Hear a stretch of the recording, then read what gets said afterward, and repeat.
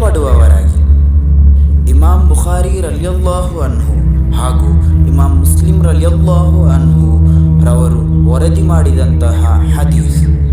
Ayesha ಬೀವಿ ರಲಿಯಲ್ಲಾಹು ಅನ್ಹಾ ರವರಿಂದ ನಿವೇದನೆ.